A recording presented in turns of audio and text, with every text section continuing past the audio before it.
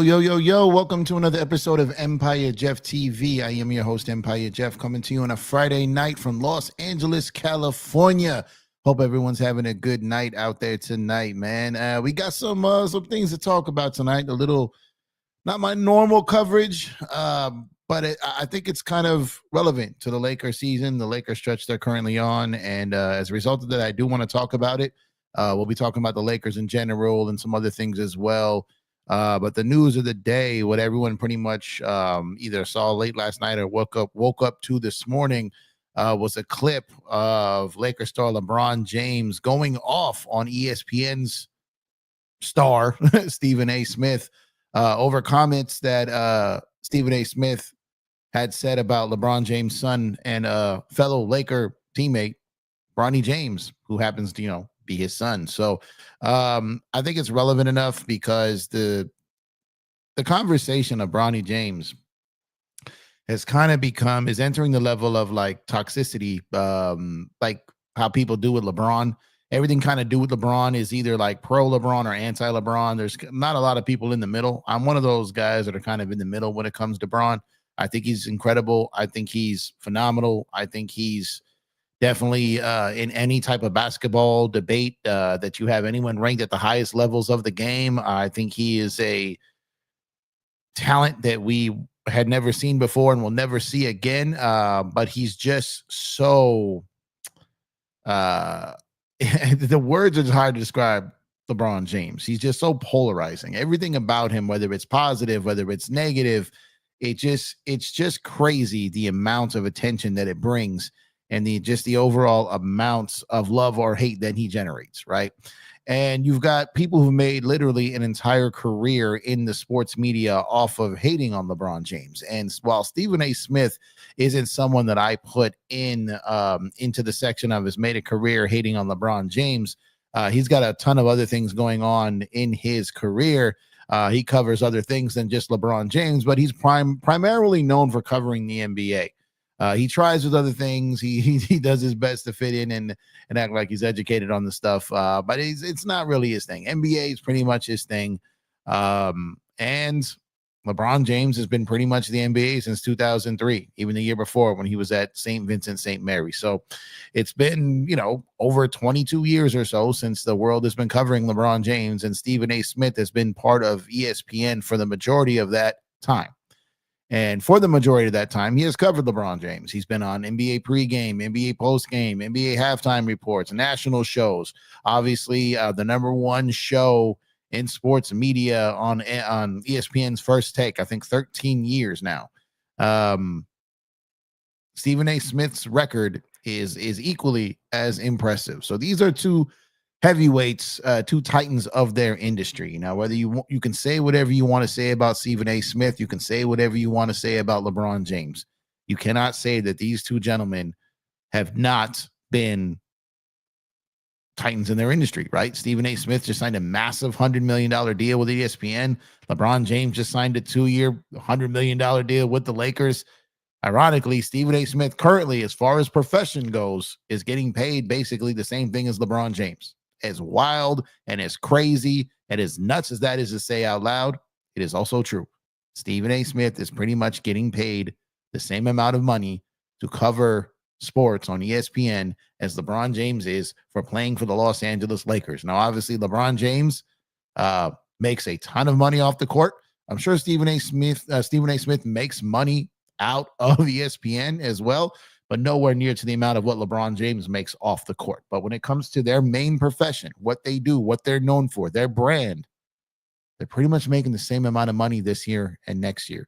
And I'm sorry, the total of the contract, not annually. I misspoke. I'm talking about the overall deal. So that's crazy, right?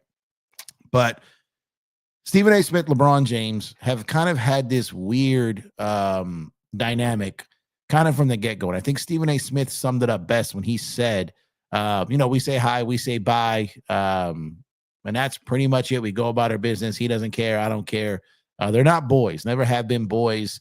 LeBron James has had people within the media he's been close with and not close with. He's had foes in the industry. The Skip Baylesses, the Michelle Beatles, The ones who just constantly rip him and rip him and rip him and almost give him no credit whatsoever. He has his homers, he has the Nick Wrights, he has the Shannon Sharps, he has others out there, right? There's ones that just, it's like one side or the other. There's really not a lot of guys in the middle. Like Rick Bucher's a notorious LeBron James hater.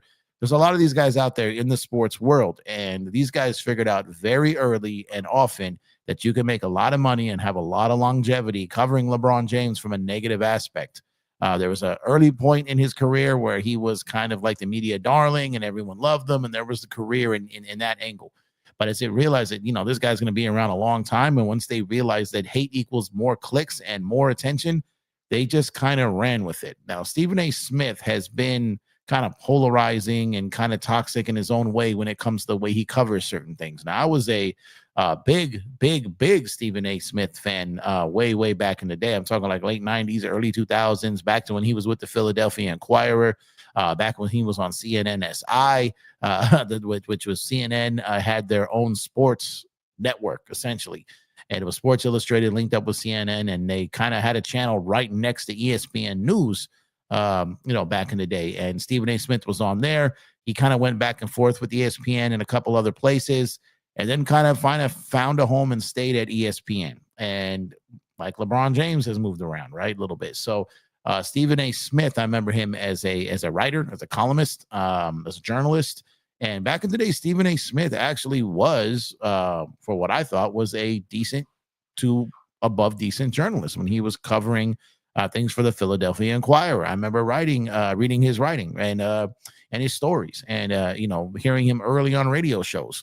And for those of you guys who know my story and kind of how I kind of linked up with a lot of people in the media and kind of how I did my networking and kind of how I got to know a lot of people who covered the sport way back, as far as 15, 20 years ago, even when I was young, you know what I mean? Like not too long, getting out of high school, and still, was out here networking, reaching out. Back in those days, writers, columnists, and all that would put their email at the bottom of their subject, at the bottom of their, articles. There wasn't a lot of fans or people really reaching out to them. It was more like their version of LinkedIn back there, right? If you wanted to reach, if you wanted to quote, if you wanted to, question about the story or some pushback, you would email either the editor or the journalist, right? And so Stephen A. Smith and a lot of these guys, he was part of that, right? So back in the day, he had his show, he did that. He had that Quite Frankly show with Stephen A. Smith. He had Kobe Bryant on there. It was an incredible episode around the time that Kobe was kind of going through his struggles. And Stephen A. Smith became a monster in this industry almost around the same time that LeBron James was becoming a monster in this industry. And when you look at their timelines, although Stephen A. Smith is a lot older than LeBron James, if you look at their timelines and kind of their rise, it was kind of done in a similar time. I mean, they kind of came up together around the same time. So having said that, being that these two have covered each other for, Stephen A. Smith has covered LeBron James for a very long time. And the fact that, Stephen A. Smith, he used to work with Skip Bayless. Stephen A. Smith has backed Skip Bayless on a lot of different things. He's also said, he's had some pushback on him as well. But these two never really were boys. Like Stephen A. Smith said, they don't vibe like that, right? They don't vibe like that. And when you don't vibe like that, and you're not a dude's boy, and you don't really talk to him often, you don't reach out to him. He said that he has Rich Paul's number. He said that he has Maverick Carter's number. He said that he has ways that LeBron James and all them could have reached out to him. He said he spoke on this on ESPN First Take early this morning, and he said all these things. And the route that LeBron took with Stephen A. Smith is quite interesting. I'm going to touch on this. I really want to touch on this because I think it's very important to the Lakers season and what they're currently in the midst of right now. I think it's important. And I'm going to get to that in a little bit, so just stay with me. But Stephen A. Smith, sometimes he does go too far. Sometimes he gets too theatrical. He gets too dramatic. Sometimes he takes things too far. LeBron James sometimes can take things a little too far, mainly behind the scenes, though. Sometimes he can be dramatic. Sometimes he can be passive aggressive. Sometimes the things he does rubs people the wrong way. No, I'm not saying that either of these gentlemen are right in what they do or don't do.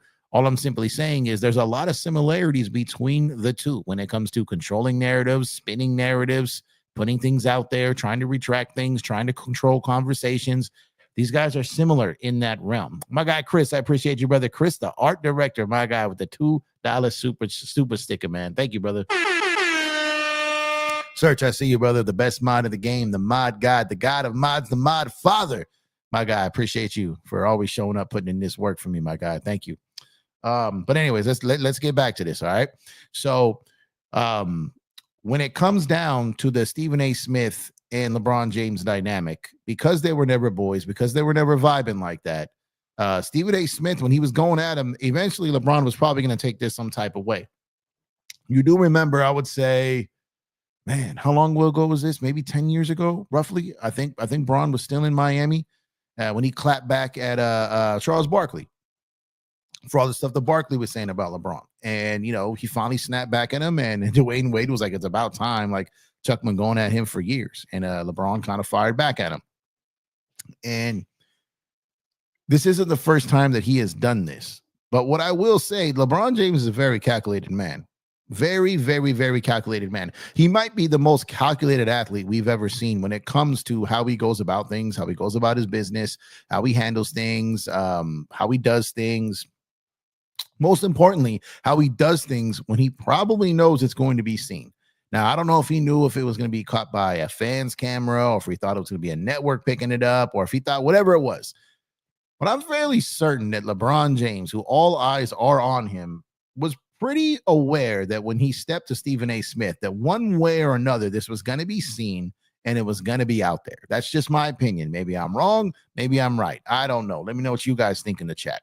But because LeBron James is known to be very calculated, because he's known to be very smart, because he's known to be putting himself in position to kind of get his message across, no matter how that is that he is trying to speak it. But he did that more than likely knowing that it was going to be seen. And LeBron James also has been giving us a little hints to this kind of being fed up and kind of things kind of simmering over, like boiling over, excuse me, when he talked in the locker room about being the face of the league, right? When he talked about not wanting to be the face of the league because what they do, they just tear you down, or no one should want to be the face of the league because they just, you know, S on you, right? He said, I don't typically curse on my show, but he was kind of going down that path of kind of already starting to teeter on this. And so then the Stephen A. Smith thing happens, and it's like, okay, this is probably orchestrated. This is probably prepared, right? And it doesn't mean that he doesn't have a beef. It doesn't mean that he doesn't feel the things he's talking about. It doesn't mean that he doesn't have a problem with Stephen A. It doesn't mean that he wanted to say that to him for a while, but he's very calculated, and he waited to the time and the place to do so. He waited till the end of a Laker win, which happened to be against Stephen A. Smith's team, and Stephen A. Smith is their front row. There's a lot of things that lined up to this being the perfect time for LeBron to step to him. And it's smart. It's smart. And I'm going to tell you guys a little something. The Los Angeles Lakers of 2000, the 2000 team with the dominant Shaquille O'Neal, Kobe Bryant coming into his own, Phil Jackson being there, all these things that the Lakers were trending in the direction of being the NBA champion and on the run to being an NBA dynasty. And in the early parts of that season, the Kobe Shaq thing was still kind of there. There were some issues. There were things happening. The team really wasn't together like people would really think. This is documented in plenty of stories, books, everything. And the thing that brought that team together in 2000 isn't what a lot of people think. It really wasn't what a lot of people think. What brought that team together is when Kobe got into a fight with Reggie Miller. When Reggie Miller and Kobe got into that fight, and it spilled over to the scorer's table, and things happened. And it's kind of what brought that team together. And actually, give me 1 second here. 1 second. Hold on.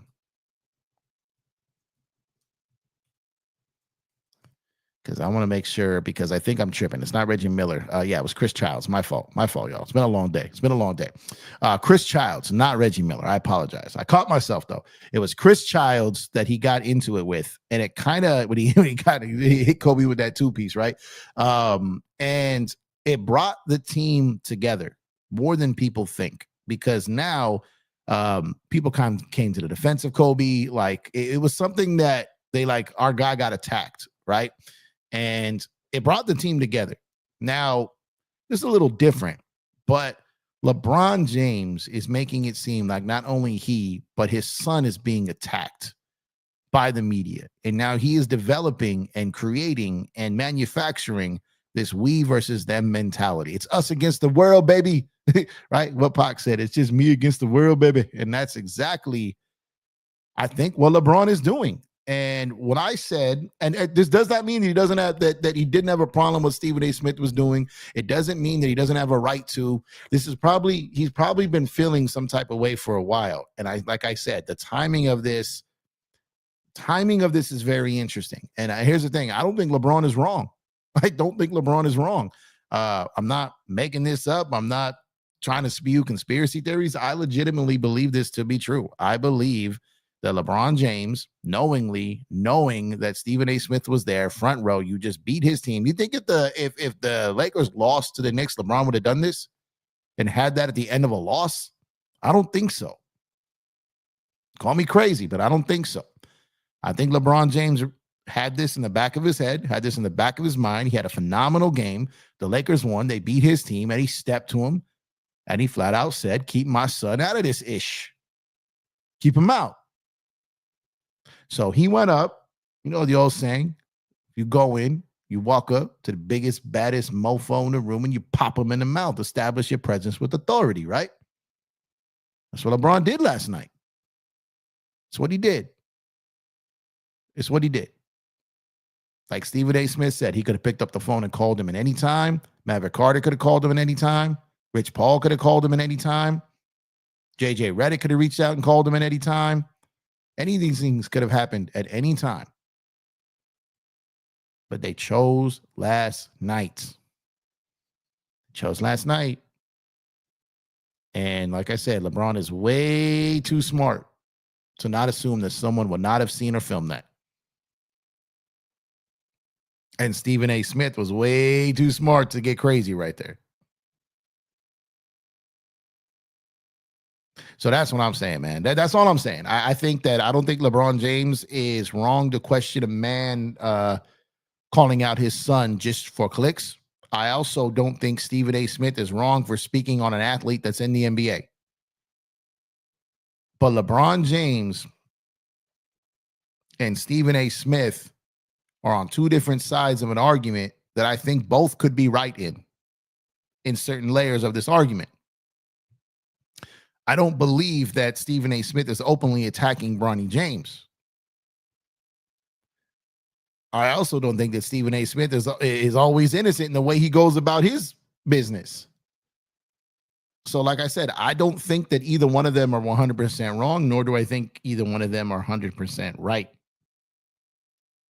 Because do any of us think, I'm curious. Put in the chat, and this is no Bronny shade. I just have a question. Because I'm not an anti-Bronny guy. I think the Lakers, what they did for Bronny and the things that happened this season was a bigger picture thing. And I think there's a lot of things that why the Lakers did this. And I think that I talked about this in the offseason. I talked about this early in the season, and it's kind of playing out. I think the Lakers getting Bronny James served multiple purposes when it came to LeBron James.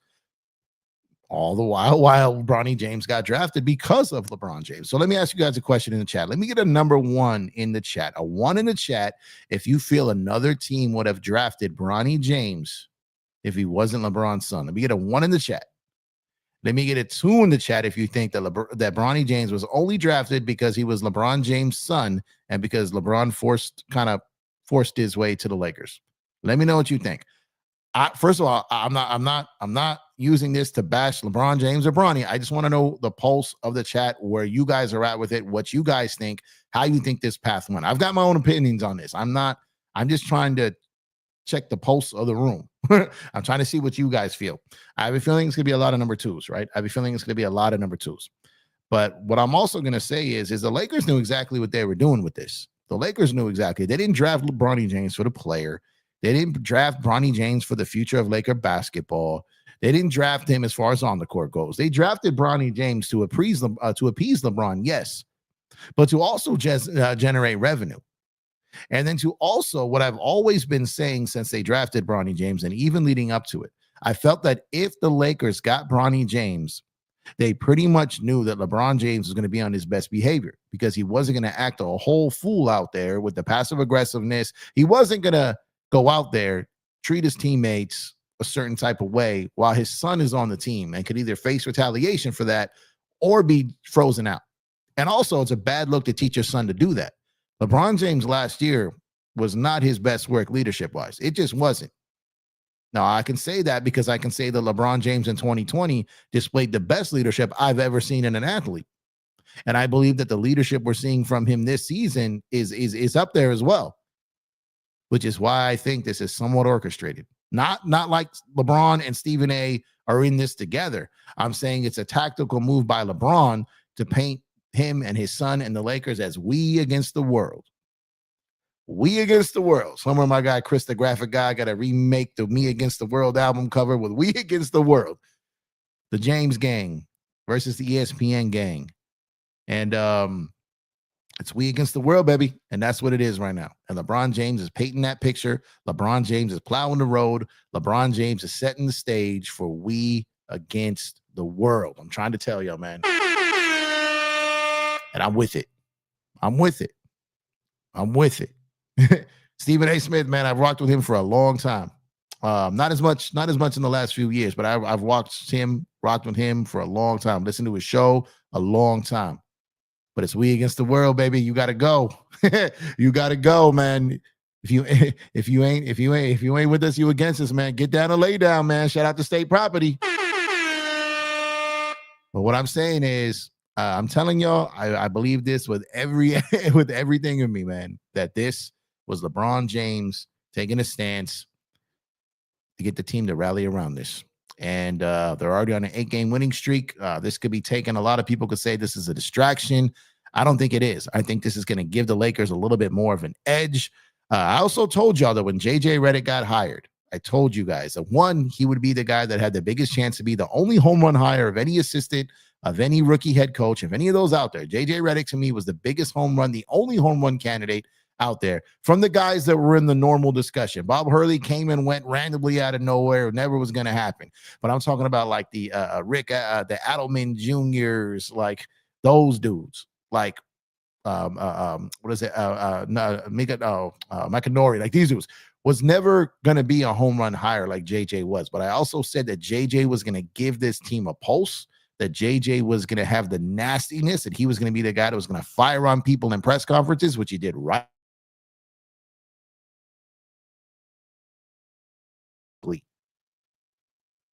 And LeBron James is just taking a page out of that book. I talked about this way back in the summer. All right.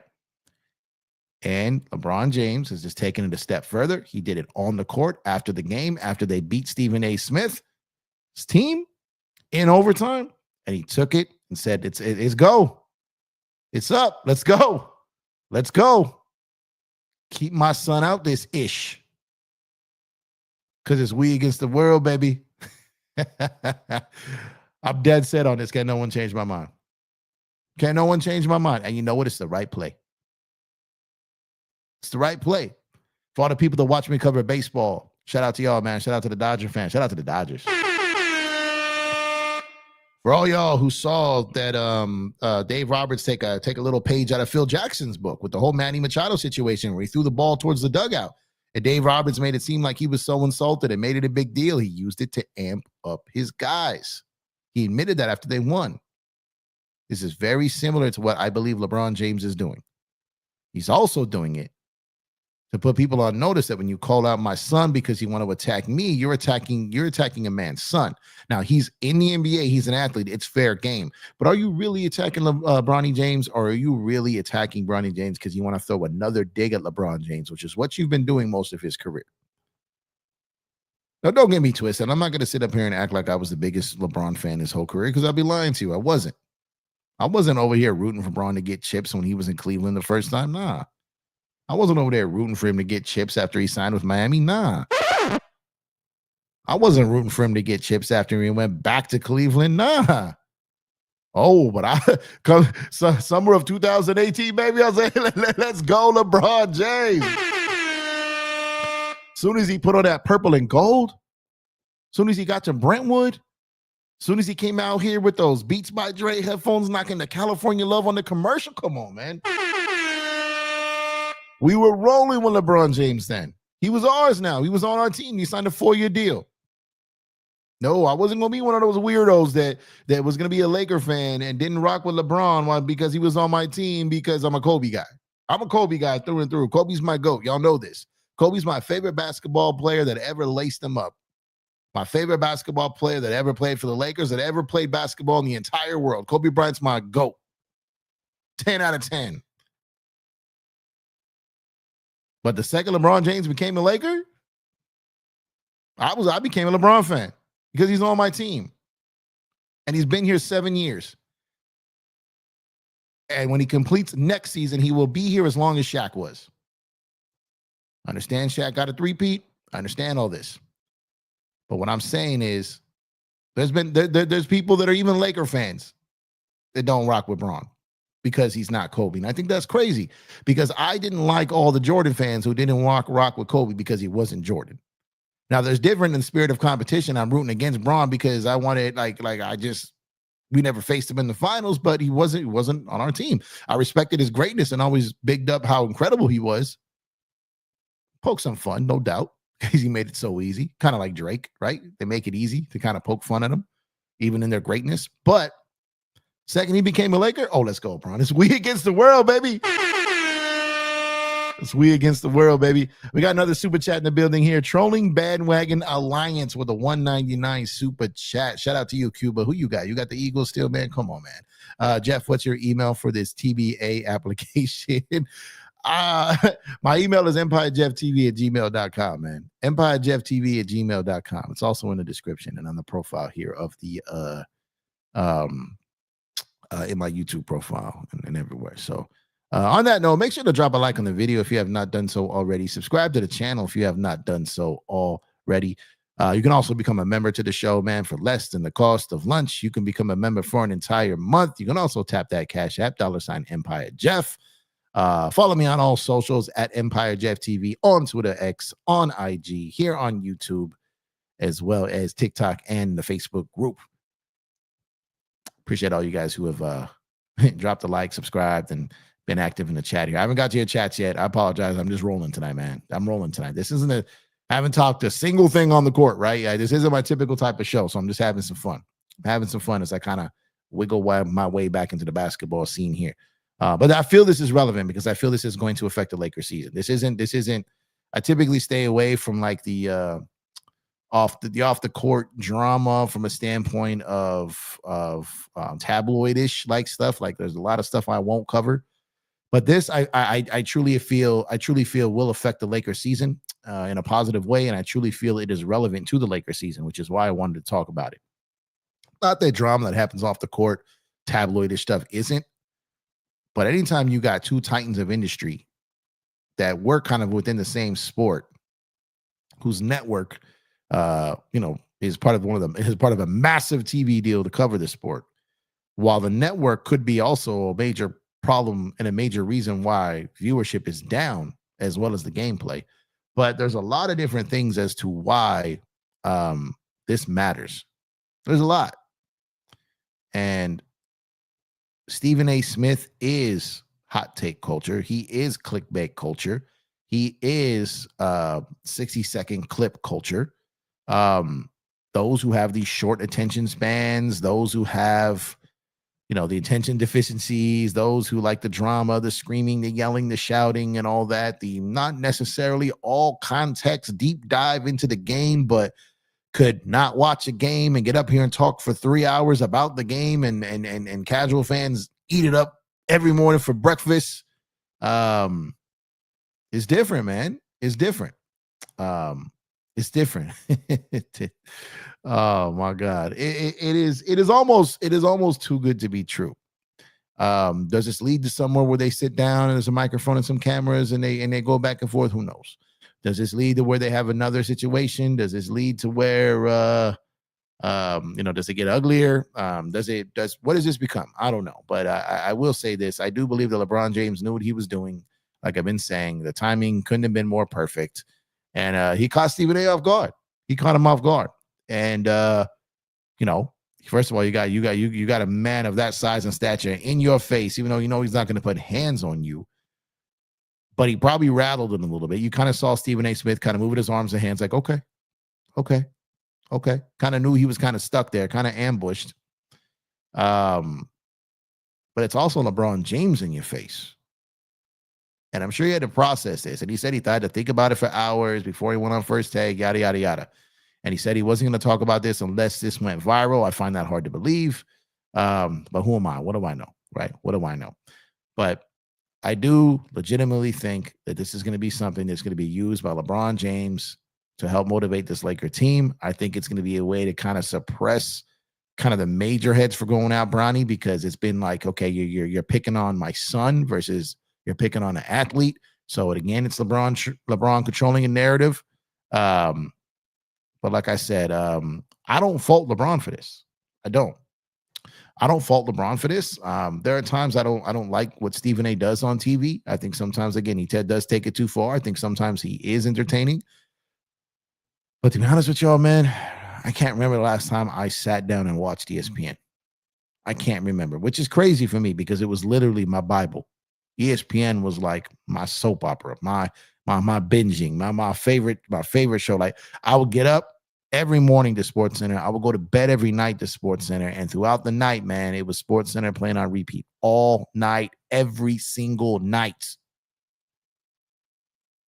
And to me, when we sit back and talk, it's not absent to me when you see that the game and the network are kind of in decline from an entertainment purpose at the same time.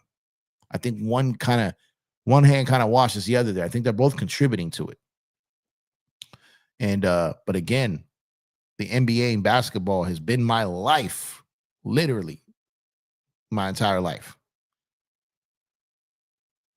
ESPN and Sports Center and all the shows have been my life, most of my life, until the last few years. And the fact that I can't remember the last time I really sat down and watched a full ESPN show, just like earlier to start the season, it's the first year ever that the basketball season started. I wasn't just absolutely geeked over it. This was the least amount of interest I had in an NBA season in my entire life. And then the Lakers got Luka and it just woke it up in me, right? I had to force myself to try to get back into basketball. I couldn't catch the vibe with it. I couldn't, it just didn't feel right. Didn't feel the same.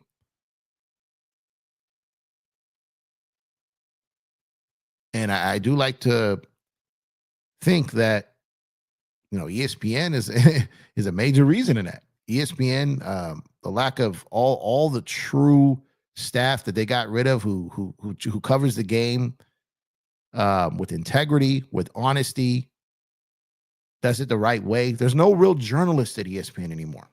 There isn't. You're more likely to see a TikTok star get a multi-year deal on ESPN than an actual journalist, someone who actually knows what they're doing, that went to school for it. Now, it doesn't mean because you went to school for it, you're going to be the best. That absolutely does not mean the case. But what I'm saying is there's no real journalist over there anymore. Okay, let me take that back. There are some, but when they start getting rid of, like, for those who like read the sport, there's not many of those guys left. There's you talk it, you scream it, get up and you say wild stuff, drive viewership, drive engagement, and that's it. Stephen A. Smith is the LeBron James of that era of journalism. He is. He is. Yo, this is going to be one of those nights I probably don't get to all the chats. I apologize. I know that's not my MO. I usually only do that when I have a guest. I guess I'm my own guest, not in my own head. I'm just ripping and running and talking here. I had a lot to say on this topic, and you know we're sitting here already 40 minutes in, and I barely touched the chat. I apologize for that. I pride myself on just about every show getting to all your chats. You guys know this. Tonight's probably not going to be one of those nights. But I think that what you're seeing here is kind of I wouldn't call it a protest. I wouldn't call it a line in the sand. I would say, like, you ever noticed when someone's about to make kind of a career shift, an athlete that's going to go into TV, a celebrity that's going to go into politics, whatever it may be, a rapper that's going to become an actor that's going to become a rapper, like anyone who crosses over into something that's outside of the realm of what they are typically known for. They start to give you little teasers and little hints at it. And I'm telling you, LeBron James, the way he's been talking post game in his interviews, he's been hinting at this. Now he did this. I'm very curious as to what LeBron's game plan is here in the long run. I'm convinced he's firing up the team this year.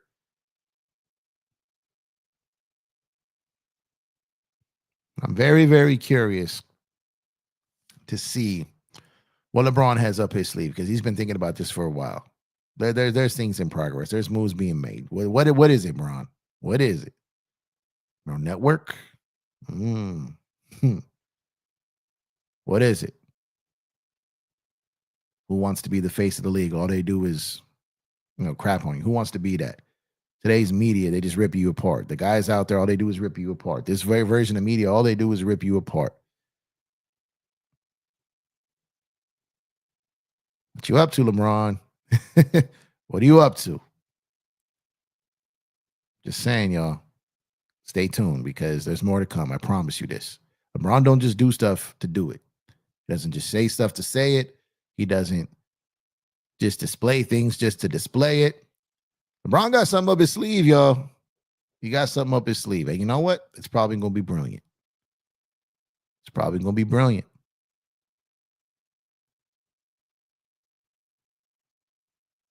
But LeBron just announced that Stephen A. Smith is coming for him, one way or another. And Stephen A. Smith is going to learn rather quickly.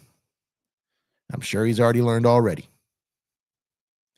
The beefing with LeBron James is nothing like beefing with Kevin Durant. It's not. Kevin Durant has never woke up a day in his life anywhere near as polarizing, having the same gravity, having the same impact. He's never woke up a day in his life having any of that more than LeBron James. KD's incredible. He's phenomenal. One of the greatest scorers I've ever seen in my life. Kevin Durant has never woke up a day in his life being bigger than LeBron James. He's never a day in his life woke up being a bigger star, bigger athlete, a bigger draw, bigger box office, bigger anything than LeBron James. Never has. There's a lot of athletes that will never wake up being bigger than LeBron James. There's no KD shade. But what I'm saying again, that you don't want to make an enemy of me. Stephen A. Smith threat talk to KD. Remember that, y'all? You don't want to make an enemy of me. You don't want me in arenas talking to people. Remember that? He was threatening them. Now all of a sudden it's LeBron. He's like, I don't want to have enemies. LeBron gangster. I'm just trying to tell y'all, man. I'm just trying to tell you. I'll be mad. I'm only being real.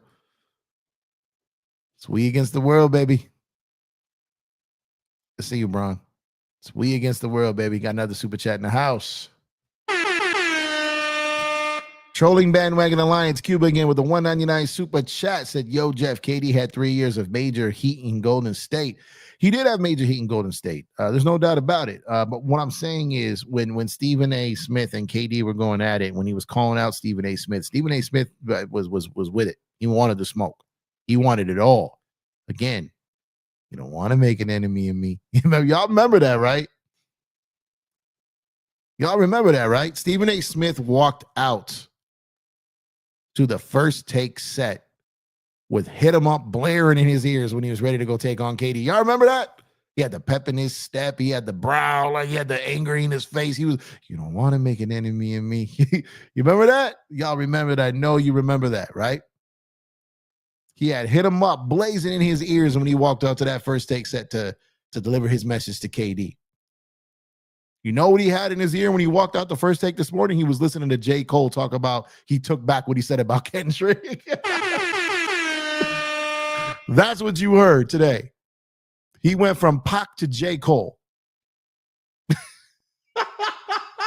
Oh, man. He went from Stephen A. Smith to Stephen A. Quit.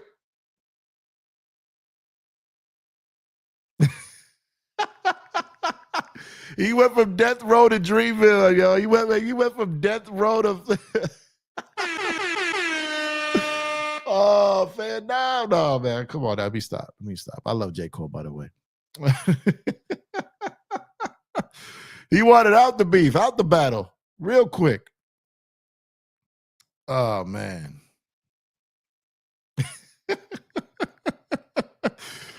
Oh, man. Man. Stephen A. quit, y'all. Stephen A. quit. Stephen A. quit. You know the type, loud as a motorbike, but wouldn't bust a grape in a fruit fight. Oh, man.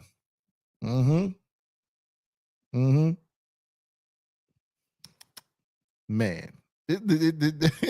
This is again, I don't typically do this. I don't typically cover these types of things, but this was too good. This was too good. You don't see someone get something like this too often. Someone this big by, you usually two titans of industry. You don't see someone get something like this too much. You just don't see it. You don't see it.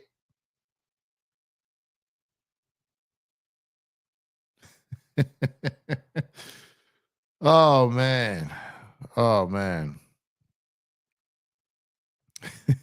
He went from Pac to J. Cole. Let Nas down. Oh, man. Man, oh, man. Stephen A. quit. Stephen A. quit. We got another super chat in the building. What's going on, Cuba? Said trolling bandwagon alliance with another $1.99 super chat. He said, "Chat, I told y'all Jeff was black." No, man. Oh, man. This was Cuba, you stupid. Oh, this was gold, man. I'm telling you what I saw this as. It's funny, man.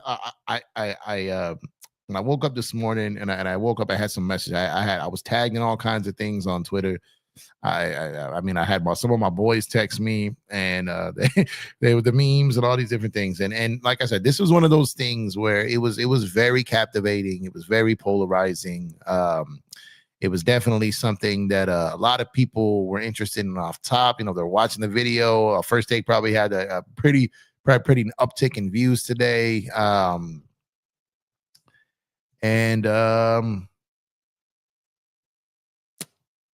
It's just one of those things where you just don't usually see, man. Two big dogs like this. Two big dogs. Two Rottweilers walked in the room. One of them left the Chihuahua, y'all. Oh, man. Man. It is it is killing me, man. Oh, we got another one. Trolling bandwagon alliance with another $1.99 super chat, man. Jeff is John B, but rapping. What you say, Buddha? Shout out to John B, man. I actually got a John B story, man. I got a John B story. That's funny as you should say. Shout out to John B, man. One time, for those of you guys that watched my show for a good amount of time now, you guys know I had that once upon a time in America. I had myself a little independent record label, little independent hip hop label. We did shows, we had projects out, this, that, and the third, right? So one time we was doing a session. We were on North Cahuenga in Hollywood at Track and Play Studio. Shout out to Babyface, salute. Babyface out there. We was there was multiple sessions going on, multiple studios, multiple rooms, and was in kind of like I don't want to call the lobby, but kind of like the rec room area, if you will. Kind of like, you had pool tables, you had all these things. It's lounge area, right? I'm kind of hanging out there, playing pool. One of my guys was in the booth, the other guy was working on the beat. We're out there, but waiting. And I don't know, John B comes out and he starts playing pool with us. Sitting there, dudes are betting, taking side bets, all this on pool. We played pool for 3 hours, right? And John B, a real cool dude.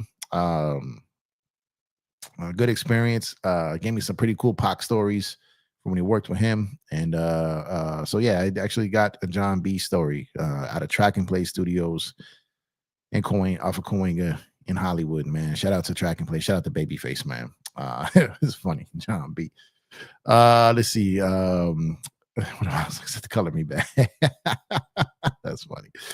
That's funny, man. Oh man. He said. He said this, man. Cuba is stupid, man. Cuba is stupid. He's been trying to convince people this for the longest time. Just a little recording studio. No, that was Track and Play was huge, bro. So Track and Play not only had Track and Play. What's funny is because a lot of people don't know how I got the name. I've told this story before, I think, but how I got the name Empire Jeff, I didn't give that to myself. A nickname you don't give yourself, right? Empire Jeff, I got that name because of my record label. I'll just leave it at that. But Empire Jeff is how I got my name. That's kind of where it came from. But Track and Play was a pretty big studio, man. They had multiple studios and they had a rehearsal area for like choreographers and dancers. It was a pretty big it was a big studio. Like I said, Babyface owned it, right? So it was huge. It was huge. And I got a great actually, no, that wasn't that Track and Play. I've got a great DMX story I got to tell y'all one night. Incredible. Rest in peace to Earl Simmons, man. Rest in peace to DMX. Got me a great DMX story. I don't know. You know what? I don't know about telling the story will do it justice because it was so great, but I'm gonna save that for another night, man. DMX, man, that boy, crazy, man. He was a fun guy. They call Kawhi fun guy. No. DMX was a whole nother level, man. A whole nother level, man. Shout out to my people, Chanel and Francis Capra, man. Man, X was a real one. But back to this, man. This is man, I'm telling y'all, man, LeBron James turned Stephen A. Smith from Tupac to J. Cole, running back from the beef, man. That's exactly what it was, man. It's crazy. It's crazy. So I'll tell you what I'm gonna do.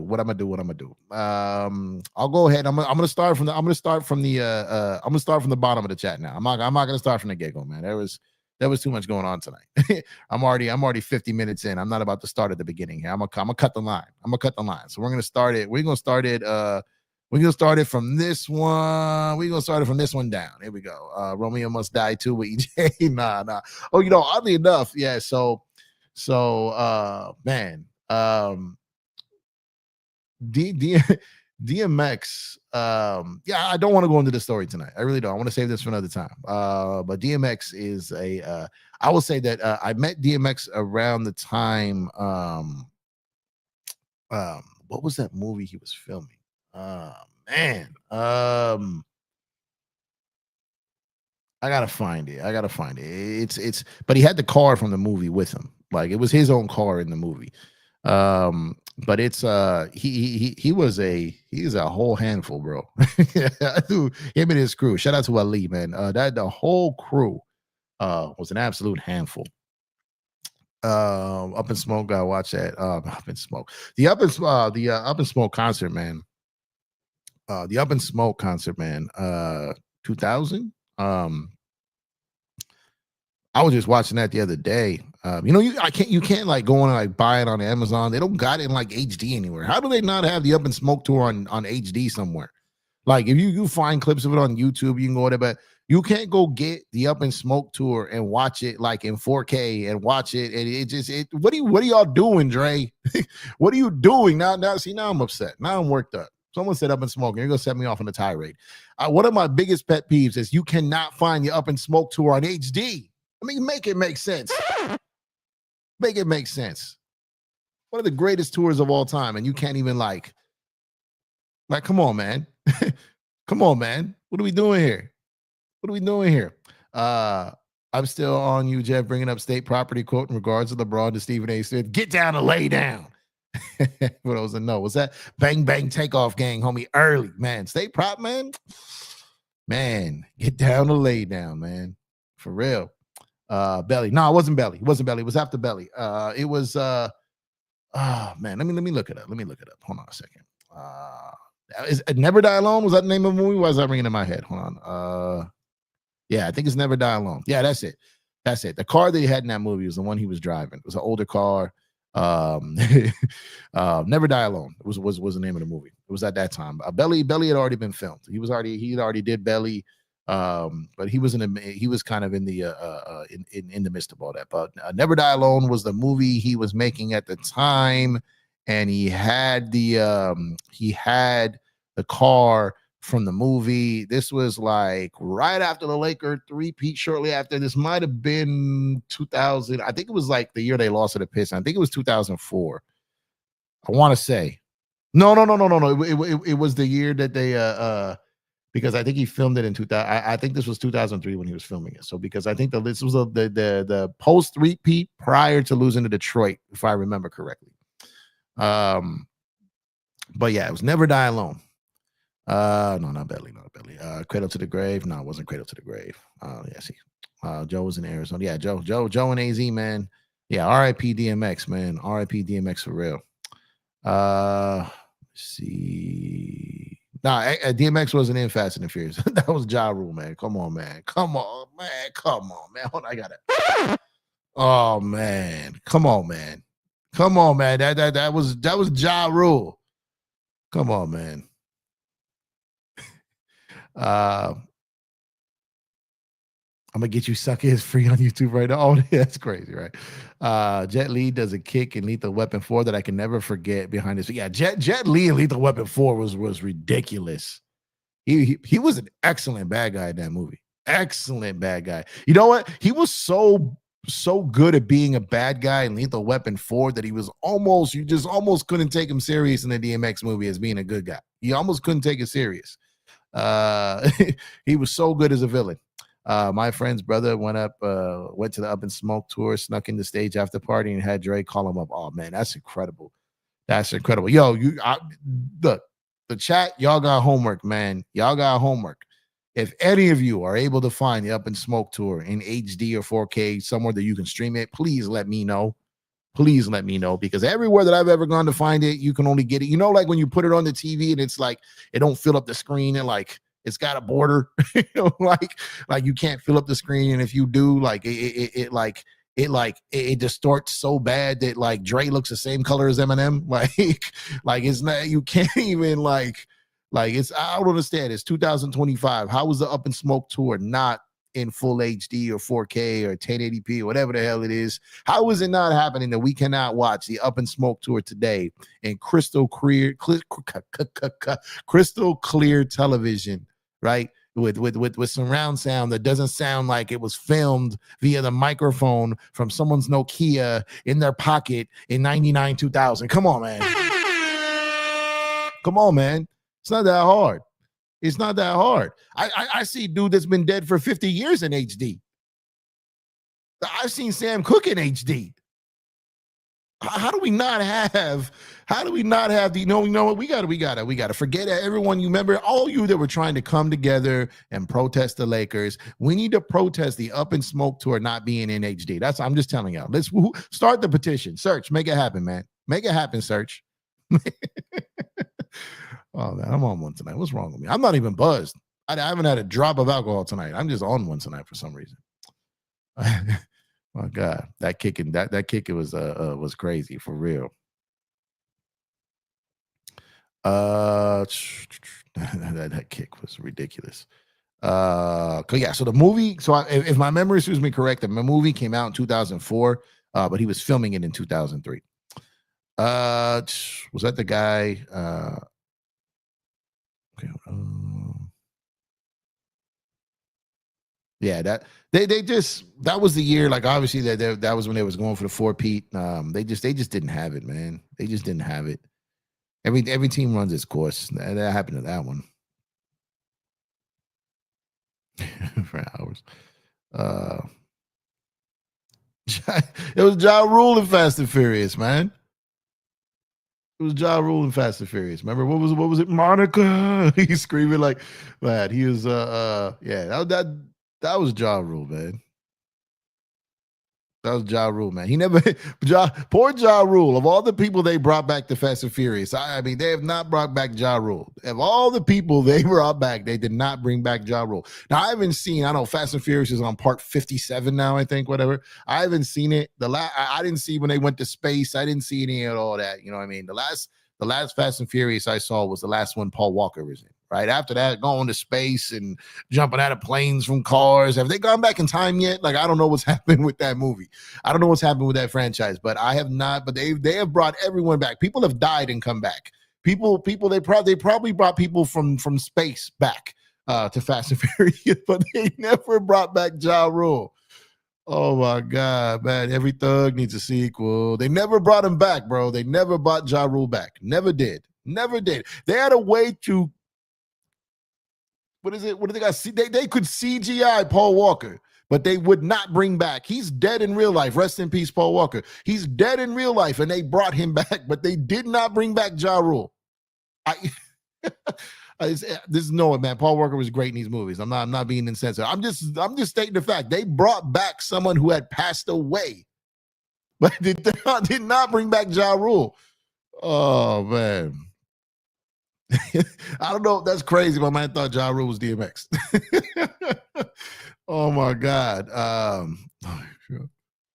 Too Fast, Too Furious. Too Fast, Too Furious was Luda. Ja Rule never made it to that one.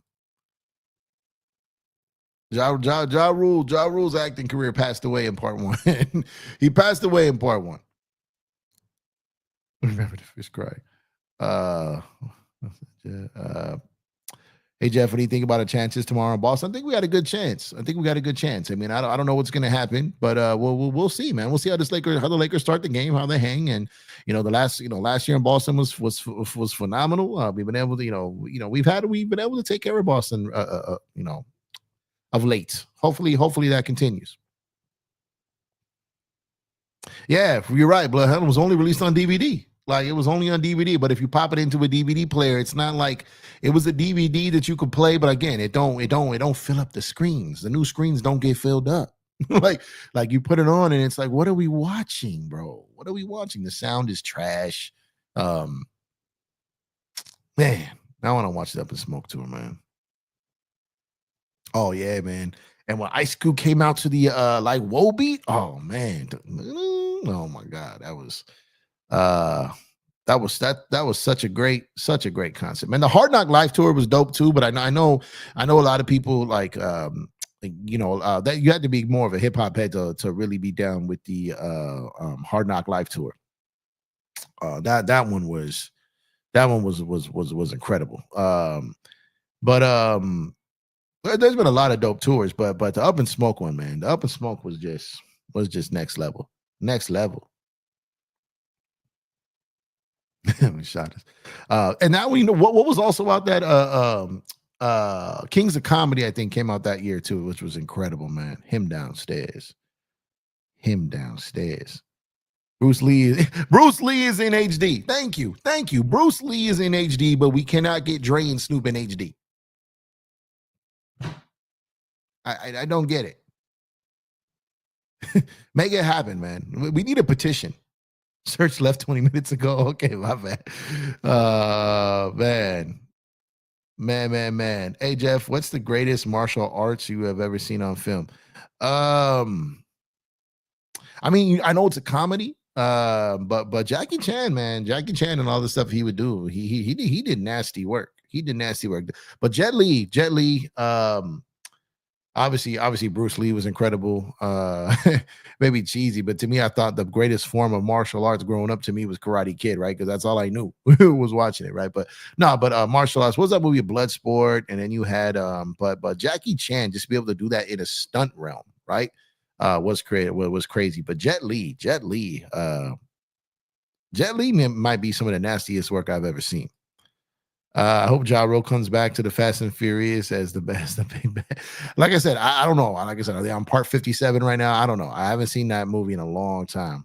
Fast Five was the last one I saw. Yeah, the last one I saw, I don't even know what number it was, but it was before I think the Fate of the Furious. I think Fate of the Furious is the first one I didn't see. You know why? Because I still have it on my DVR. Like I'm like, this is where I left off. Just like with Marvel, man, I'm going on a whole tangent now. Just like with Marvel and the universe and all that, like it's all over the place. I'm like, I want to watch it in order. How do I do this? And no one can explain how. I just gave up. I don't got time to do it anyways, but I just gave up. Fast and Furious versus Jurassic Park. Ja Rule was working on the Fry Festival. He got busy. I don't know why people are talking about hoops. This is a Ja Rule channel. Are you going to see the final Wu-Tang tour?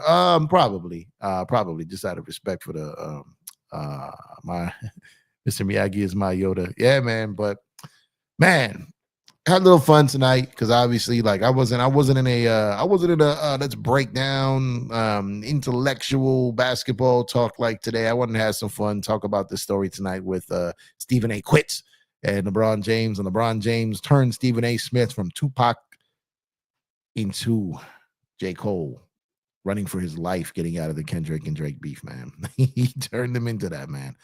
And I'm very interested to see where this story goes. I'm very interested to see how this plays out. And I think LeBron knows what he's doing here, y'all. I think he knows what he's doing. And I think that the team is going to rally against this. And I'm telling y'all, it's about to be we against the world, baby. We against the world. Los Angeles Lakers. We against the world. But on that note, I'm going to go ahead and shut it down. You guys could be anywhere in the world, but you're here with me. As always, I appreciate that. Make sure you guys enjoy the rest of your night. Enjoy your Saturdays. Be safe. Have fun. Have a couple for me because I'll be busy most of the day tomorrow. And maybe or maybe not, I'll catch y'all tomorrow. Lakers Celtics tomorrow, right? I've got some things I got to take care of tomorrow pertaining to some family stuff. So, but outside of that, hope the Lakers get this win tomorrow. We're getting closer to Dodger baseball. It's about to be fun, man. It's about to be fun. And I'm getting some getting some insight that your boy here might be covering, might be getting some things to cover some Dodger games on some things, man. So we'll wait and see what comes with that. So appreciate y'all again. Make sure to drop a like on the video if you have not done so already. Subscribe to the channel if you have not done so already. Cuba, I appreciate you for all the super chats. My guy. Enjoy the rest of your night, guys. Stay safe. Love y'all. Lucky didn't make it to the show tonight. He's out here somewhere. But I'll catch you guys on the next one. I'm out of here, guys. Peace.